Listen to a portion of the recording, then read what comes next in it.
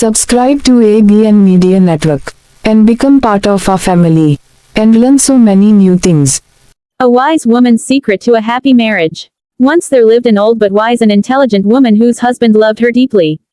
Their love was so strong that her husband often wrote poetry for her and expressed his affection in verses. As they grew older, their love and happiness grew even stronger. One day, someone asked the woman about the secret behind her lifelong happiness and her husband's unwavering love. They asked, "Is it because you're a great cook? Or because you're very beautiful? Or because you had many children? Or is there some other reason?" The woman replied, "After the grace of Allah Almighty, the secret to a happy life lies in a woman's own hands. If a woman chooses, she can make her home a paradise of peace. And if she chooses otherwise, she can fill her home with the fire of hell. Do not think that wealth is the source of happiness. History is full of stories of rich women whose husbands left them, despite all their wealth. And having many children is not necessarily a virtue either. Many women gave birth to 10 or more children, yet their husbands were neither thankful nor affectionate. Some even ended up divorced. Being a good cook is also not the secret. Many women spend all day in the kitchen, preparing delicious meals, yet they still complain about their husband's bad attitude and lack of respect. She was then asked, "Then what is the real secret of this peaceful and happy life? How did you deal with problems and disagreements with your husband?" She replied, "My husband was a very short-tempered man. Whenever he got angry, I would remain completely silent, but with respect.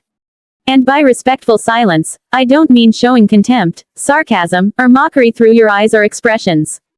Men are smart, they can sense such behavior easily."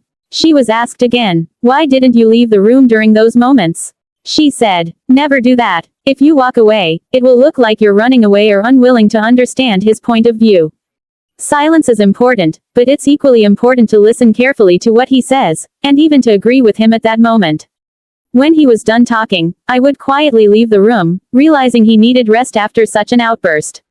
Then I would engage myself in household chores, cooking, cleaning, helping the children, and distract my mind from the argument. She was asked, "Did you stay distant for days after that? Stop talking to him for a week or more?" She replied, "Never. Ignoring your husband or giving him the silent treatment is one of the worst things you can do. At first, he may find it painful and try to talk to you. But as days pass, he'll get used to your silence, and might even learn to live without you.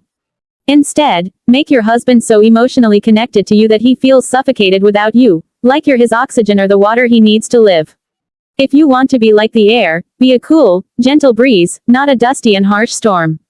She continued, "After a couple of hours, I would prepare a glass of juice or a cup of tea and take it to him, saying softly, 'Here, please have some tea.' I knew that in that moment, he would truly want it. I would speak to him as if nothing unpleasant had ever happened. Soon after, he would insist on asking me, 'Are you upset with me?' And I would always reply, 'No, not at all.' Then he would apologize for his harshness and spend hours talking lovingly with me." She was asked, "Did you actually believe those loving words?" She smiled and said, "Of course, I did. I'm not foolish. Why should I believe the angry words he says in rage, but doubt the kind ones he speaks in peace? And what is this so-called self-respect people talk about? Is it self-respect to hold on to the hurtful things said in anger and ignore the gentle, loving words said later with sincerity? I always chose to forget the angry words immediately and focused instead on the affectionate ones. Yes, the secret of a joyful and loving life lies in a woman's wisdom, but it is bound to the way she uses her tongue.